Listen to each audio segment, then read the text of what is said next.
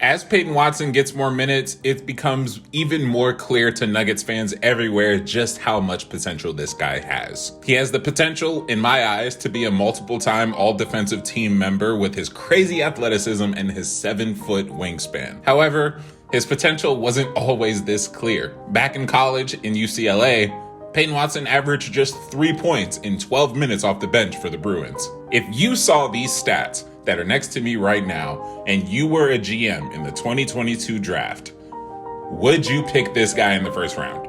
I'm guessing not. Calvin Booth, however, saw something completely different than what a lot of people did. And so far, it's been paying dividends. They call him Peyton Watson for a reason. His strongest ability or his strongest trait on the court is his ability to block shots. He has that 7-foot wingspan. He's got incredibly quick feet and a quick ass jump. He's got incredible timing and just overall insane athleticism. Like this block on D Rose in the second game of the season against the Grizzlies. Look at where he takes off compared to where the ball leaves Derrick Rose's hand and where he meets the ball. He shouldn't have a shot at blocking this, and yet he does. Last season, he accumulated 11 blocks over 23 games. This season, he's already at 5, and the Nuggets have only played 3 games. He's got great instincts as a help defender because of this blocking ability. And because he's got those quick feet, if he gets beat on the perimeter, like he did here slightly against Steph Curry, he can recover on the ground and then in the air with ease. By the way, I don't know how many of you know, but during Peyton Watson's first breakout game on April 2nd, 2023, he managed to block Steph Curry not once, not twice, but 3 times in that game. A rookie denying that many shots from the greatest shooter of all time was a moment that I certainly will never forget, and I'm sure Nuggets fans all across the world will never forget. In fact, there's a whole ass video on my channel about that game. Go watch that just for old time's sake. He and CB are a special tandem coming off the bench for the Nuggets this season and last season in the bits that they did show. Both of them are aggressive and dynamic enough to be slotted into any stagger lineup that you could think of with this Nuggets. Because there are so many supercharged starters on this roster, you have so many different lineups you can play with, and CB and Peyton Watson are able to slot into so many of them seamlessly. They both are able to play bigger than what they are. They are able to match up against a lot of the wings and the forwards that are bigger than them, taller than them, stronger than them, and able to hold their own on multiple occasions. We've seen Christian Brown guard the likes of Jordan Poole, Steph Curry, Devin Booker, etc., etc. We've seen Peyton Watson get some blocks against the league's best. Like, these two do not shy away from the moment, especially on the defensive side of the ball, and this is exactly what the Nuggets need off of their bench. I think CB is a little bit more perimeter-centric, and I think he's a little bit stronger. Meanwhile, Peyton Watson covers the interior a lot better, and he's the more vertical defensive threat of the two. Which doesn't mean that Christian Brown is a slouch, though. That man can still get up for a block.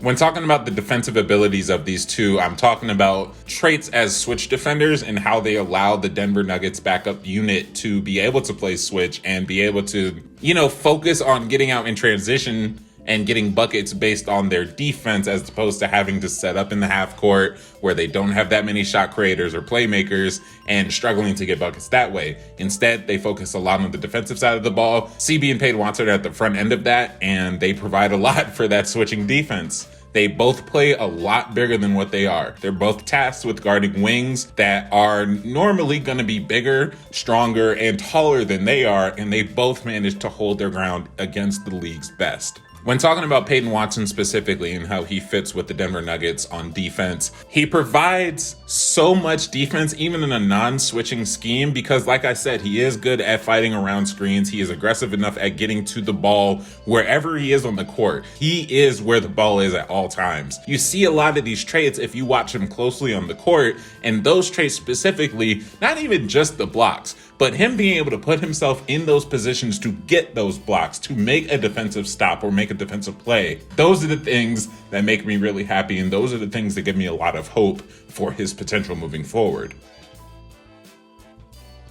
Coincidentally, I'm recording this video just after Peyton Watson dropped his career-high 17 points against the OKC Thunder in what ended up being a 33-point win, which is insane on its own, right? But that we're not here to talk about the Nuggets as a whole. We're just talking about Peyton Watson, which is perfect timing considering that this section is about his offensive upside. I've said this a few times on the channel and I'll continue to say it over and over again. Peyton Watson is very comfortable with the ball in his hands. The offensive production at the NBA level hasn't been there yet. I understand that part. However, when looking at the traits and the habits that he has as an offensive weapon, I see where his potential lies and I see what use he's going to have, especially in this Nuggets system. Remember, this is a guy that averaged 22 points on 46% shooting from the field in the G League last season, over 20 games. That man is very clearly comfortable with scoring the ball and he wants to score the ball. And that's going to be a very important trait moving forward for the Nuggets. A lot of his buckets come from the paint. He's got some acrobatic layups to his name already. He's got some powerful jams and alley-oops. He can slash from the right corner, get a pass and throw it down, or he can grab a board and take it coast to coast himself for a bucket. He's also a pretty solid passer, especially when driving the ball. And this trait specifically is something that's going to be much needed in this second unit because they're going to be looking for someone, preferably at least two people, that are able to take command of that unit and put the ball in the bucket or create for other people. So far this season, Reggie Jackson has been solid. Christian Brown has looked really good both ways on the floor. Zeke Najee's defense has been really good. Peyton Watson is a key cog in this system, in this defensive system, in the second unit system. I would argue to say that he is the most important cog in this Denver Nuggets backup unit.